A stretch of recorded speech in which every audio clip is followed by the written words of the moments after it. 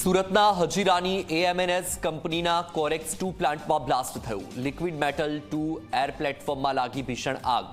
લિફ્ટમાં સવાર 4 લોકોના મોત। આ પ્લાન્ટમાં લિક્વિડ મેટલ બનાવવાની પ્રક્રિયા થાય છે। ઘટનાને પગલે હજીરા પોલીસે શરૂ કરી તપાસ। વધુ માહિતી મેળવીએ સંવાદદાતા ચેતન પટેલ પાસેથી। ચેતન, હજીરાની એએમએનએસ કંપનીમાં બ્લાસ્ટની ઘટના બની છે, શું માહિતી છે આ ઘટનાને લઈને? જી વત્સલ, ખાસ કરીને વાત કરીએ તો હજીરા સ્થિત એએમએનએસ જે કંપની છે તે ખૂબ જ વિશાળ જગ્યામાં ફેલાયેલી છે, જેની કંપનીના કોરેક્સ 2 પ્લાન્ટમાં આજે સાંજે 5:30 વાગ્યાના અરસામાં ભયાનક આગ લાગી હતી। આગ લાગતાની સાથે સ્થાનિક જે કર્મચારીઓ છે તેમાં નાસભાગનો માહોલ છવાઈ ગયો હતો। મહત્વની વાત છે કે પ્લાન્ટમાં લિક્વિડ મેટલ બનાવવાની પ્રક્રિયા ચાલી રહી હતી। તે દરમિયાન આગ 2 એર પ્લેટફોર્મ પરથી જે આગ છે તે આગ શરૂ થઈ હતી અને ત્યારબાદ એક વિશાળ જે બ્લાસ્ટ છે તે બ્લાસ્ટ થયો હતો। આ બ્લાસ્ટના કારણે 4 જેટલા જે કર્મચારીઓ છે તેના ઘટના સ્થળે જ કમકમાટીભર્યું મોત નીપજ્યું હતું।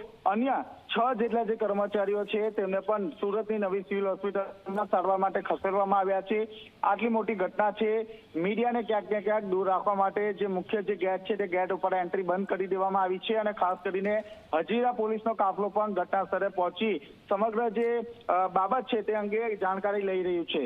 જી બિલકુલથી ચેતન, બ્લાસ્ટ કેમ થયો તે દિશામાં કઈ માહિતી સામે આવી કે કેમ? બીજો એક એ પણ સવાલ થઈ રહ્યો છે કે મીડિયાને કેમ દૂર રાખવામાં આવી રહ્યું છે? આગની ઘટના બની છે તો શું ફાયર સેફટીની સુવિધા હતી કે કેમ? જી વત્સલ, ખાસ કરીને એએમએનએસ જે કંપની છે તે ખૂબ જ મોટી કંપની છે।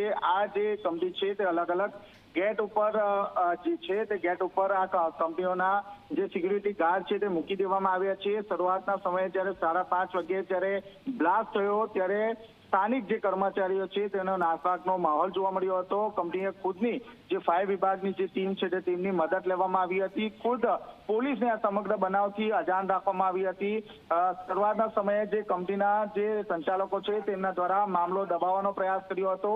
જ્યારે મીડિયા કર્મીઓ ગેટની અંદર પ્રવેશ કરવાનો પ્રયાસ કર્યો ત્યારે તેમને બહાર ગેટની અંદર જ અટકાવી દેવામાં આવ્યા હતા।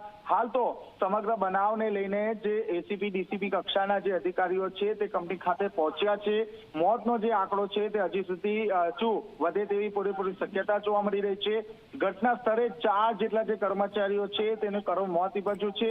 બીજી તરફ જોવા જઈએ તો આગ શોર્ટ સર્કિટના કારણે લાગી હોવાનું પ્રાથમિક તારણ કાઢવામાં આવી રહ્યું છે।